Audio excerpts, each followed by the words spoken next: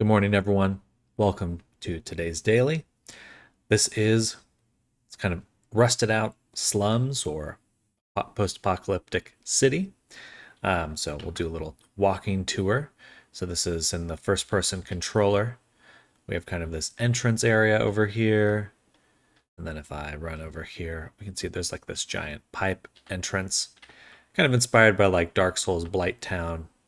But we got this fun space you can navigate.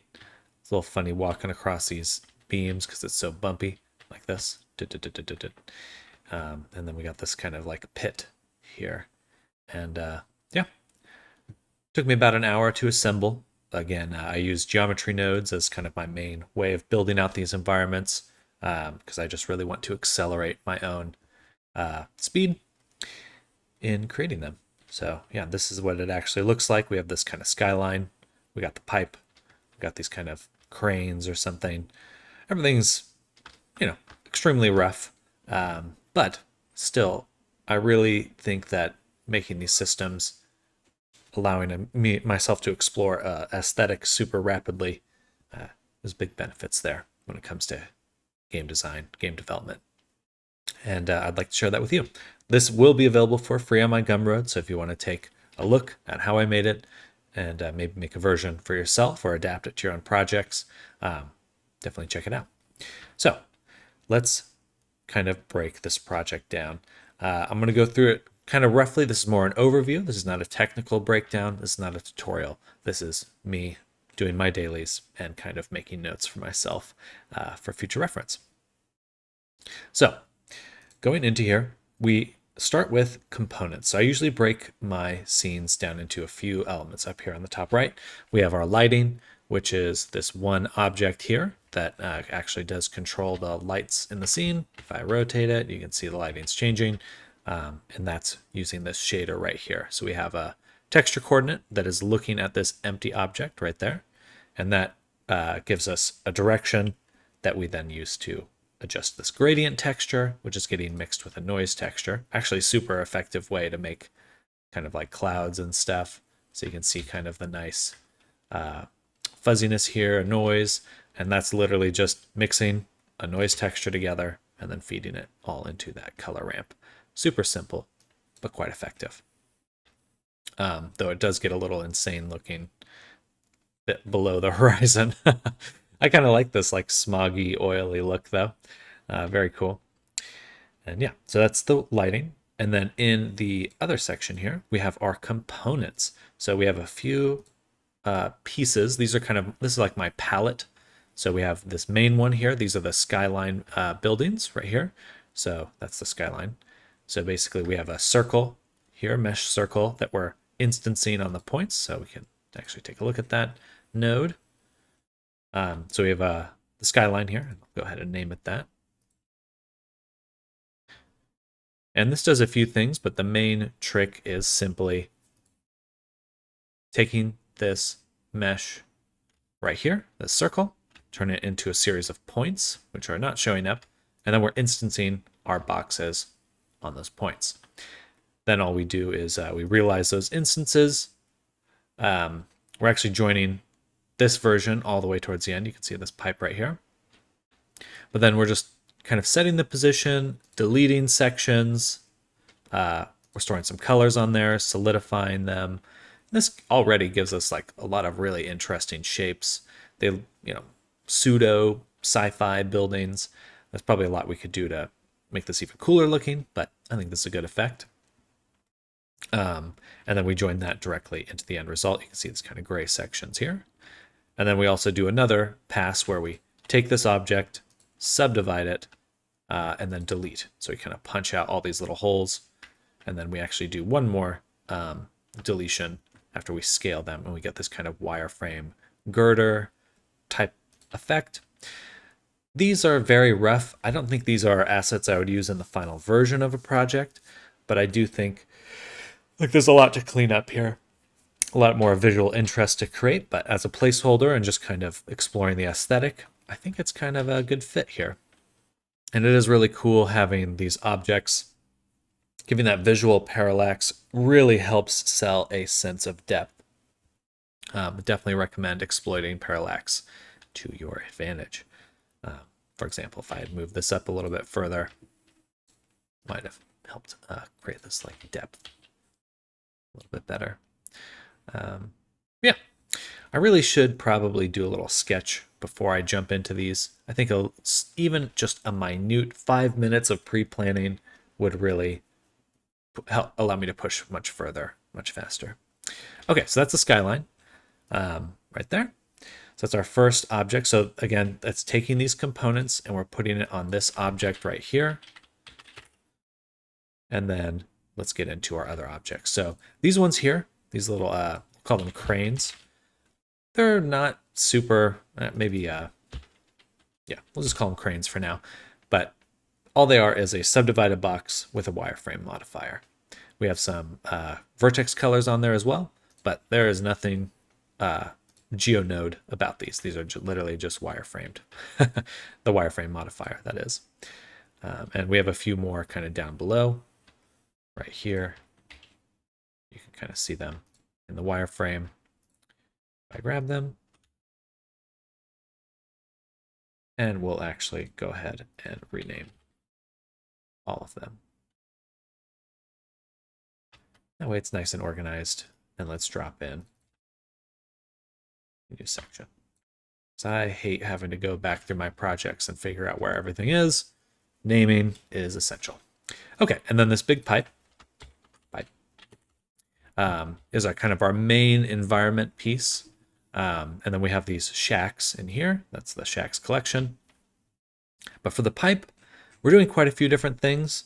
But the general process I have for geometry nodes is to take a simple primitive and then just extract pieces of it and process those pieces separately. So let's get into how that's happening. So we got our geometry to start with, which is just this big old pipe right here. Bada boom. And the first kind of branch we follow is deleting this section here. And I love these kinds of shapes. And these are very, maybe not easy, a little unintuitive to start with. But once you realize what nodes are involved, these two right here, shortest edge path nodes and edge path to selection, it's actually a pretty straightforward effect to make. And it's nice because unlike a lot of other ways to create variation like textures and stuff, this one actually adapts to whatever mesh you're giving it, and it works with the topology of that mesh. So what do we do at the start? First, we give it an end point. Where do we want these to end up? We would like to select the bottom. And so that's what I do. I sample the geometry and get this statistic here, which is the minimum. And so we're finding points that are equal to the minimum Z position, vertical position. So we find those and we can actually view them right here. So that's our end. That's where we want to end up. And then if we go over to the start, this one's pretty straightforward. It's actually just the rim. So in order to select the rim, we just use the edge neighbors node right here. And for any edge that has less than 3 faces or less than 2 faces, then we know it's an edge, less than 2. And so that's our starting position. And so what these nodes do is they path between a start and end. They try to connect. And the only additional aspect that we're throwing in here is this edge cost. We're using a noise texture, this noise right here. And that creates kind of some variation because you can imagine it like navigating hills. Some of the hills are lower, some are higher, and we're trying to find the simplest path between them. And yeah, that's that path there. And then again, we just delete those sections out. We actually do another pass of deleting just to get rid of some of these stray edges. It's got to be a better way to clean that up. I'm not sure what that is. Probably instead of using edges of vertexes, we'd want, I don't know, something else. I guess we just want the one. Whatever. Leave that alone. Then we shade them smooth, solidify them, and we actually mix the normals because, remove the shaded smooth because we want these sharp edges. And then we're mixing the normals here. Wow, that's pretty bright. Mixing the normals right here. And to get this nice smooth effect, what we're doing is we're sampling the original geometry, making sure it's facing the right way with flip faces. And then we sample the normals and mix it with our original normals using this mix node. And with the solidify, that extruded face, we have a top face, top selection. So we just want to adjust the normals for that top selection. And that's all we need to do. If I can mute it, you can see that before and after. Really love the control we have over normals now. It's very nice. Okay, so now we've got these panels here. And let's go back and we'll look at this other section, which is here. These are the smaller panels. So what we do is we use our noise texture to delete a bunch of chunks of them. And then we split them up, scale them down, and shade them smooth. Mix and store some vertex colors with a random face selection. And then solidify. And the solidify is a little nice because we can actually evaluate a different, per face, we're giving it a slightly different extrusion. And that's super handy. Interesting, because that is working, but it's giving me an error. I don't know why. Probably because it says it's a single value there. It's still working. Anyway, and then all those different pieces, we just slap together, join them. We do a little bit more processing. So we're actually taking the attribute statistics, going from min and max, and we're using the vertical position just like before where we got the edge path selection. This time we're using it to blend some colors together. And we're basically making it darker, first with a noise, and then vertically as well. Yeah, a little fast there, I know, but if you have any questions or want to play around with it more, the Gumroad's going to let you really get a visceral feeling for how this is put together.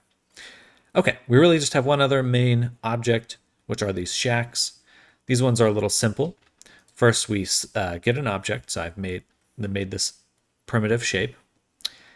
Then we first set the position. We kind of scale it just a little bit. Then we do mesh to points. So we're taking all the faces, turning them into points, and then we're scattering panels across them. Bada boom. We're giving them some slight rotation and variation, but that's the gist of it right there. So for every face, we're trying to put a point.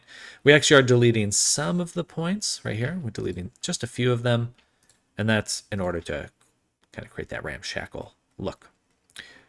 And then on the other direction, we're just taking all the edges and we're instancing this girder object. That's it. We're just instancing that girder object on all the edges. I think we give it a color too. Either way, we set the material in the end. Pretty simple.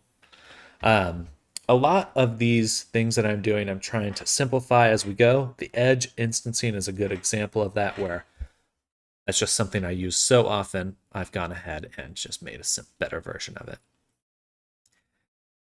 Moving forward, I don't think I would use it as is on a video game level, simply because these there's a bunch of gaps here. I don't think you'd want this type of geometry for a collider. That would be pretty difficult to kind of work with. You just fall and it'd be bumpy. So ideally, there'd be a better collider we make. But that's pretty much it. And I'll go ahead and upload this video, upload the files, and I hope you enjoy playing around with it. Thanks for taking a look. I'll hopefully get this one into VRChat eventually as well. I need to set aside some time each week to do that. Anyway, thanks for watching the video. See you in the next one.